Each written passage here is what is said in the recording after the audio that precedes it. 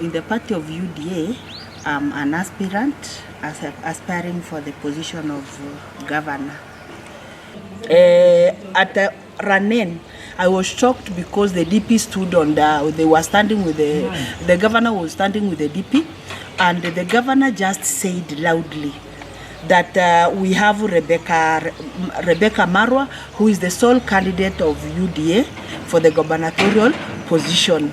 And he then promised that from here, I'll make sure that we take her all around the county asking votes for her.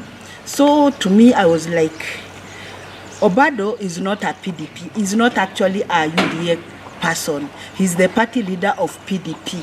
How is he coming in to interfere with the programs of PDP, of UDA? So I was not happy. And even if he's coming in, maybe as somebody who will in future do a merger, then how is he? What powers does he have that he has to declare one person, one candidate? And according to me, from the history I have about this candidate that was being fronted, REBECA, she is a CEC in the government of OBADO, a CEC in charge of environment, water, and energy. And according to me, this is a ministry that has failed in Migori. As we stand, we were supposed to have had two boreholes in the 40 constituencies of Migori County. So that one amounts to 80 boreholes. And from what we know, a borehole was supposed to have been done by 15 million because one borehole would be able to serve like the whole of Nyamaharaga.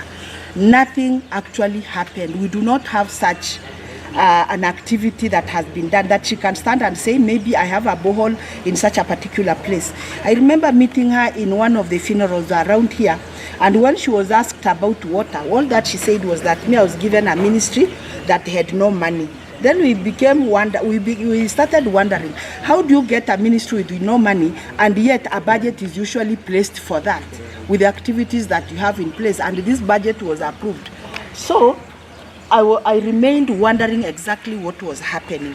Another thing that really took me a surprise, you understand what is happening in Migori. OBADO as a person is not supposed to front any person in the name of this is the person I'm fronting, because the way me understand OBADO, this is a governor that has actually failed. You go to the whole of Migori, all hospitals, there are no medicine. You go to even to the wards, they are pathetic.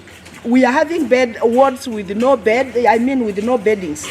We are having women delivering in places where there are no gloves. So in total, this is somebody that has actually failed. As we stand, I come from Isibania. That is my town. Come to Isibania, we have no market. Our women are selling their crops. They're actually selling their products along the road. That is something that is really paining us. But when it comes to Tuesdays and Saturdays, these women are taxed heavily. How do you go tax a person who is selling her produce along the road? Have you provided that person with a market to come back and tax?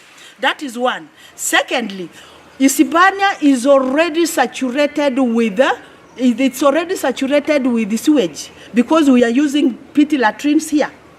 This CEC for water was also supposed to have taken care of the sewerage system within Isibania municipality, or whatever we would call it. Right now we are getting water from boreholes that are tasting salty and smelling toilets.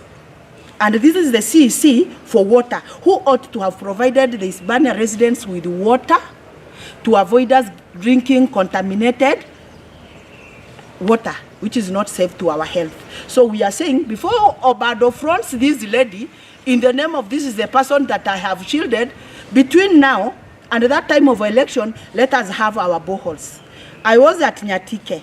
That is a semi-arid area. It is another area that has no water completely. That Nyatike has 7 wards. They ought to have gotten 14 boreholes that would supply that area with enough water. Nothing has been done there. He's getting out of his government without providing those people with water. So what moral authority does he have, surely, to come and decide who is to be the governor of Migori County? And OBADO knows very well that this lady will not get to the box of the ballot because of the case that she's having. I would say DP, I think I like him, and even in Kuria he's actually loved.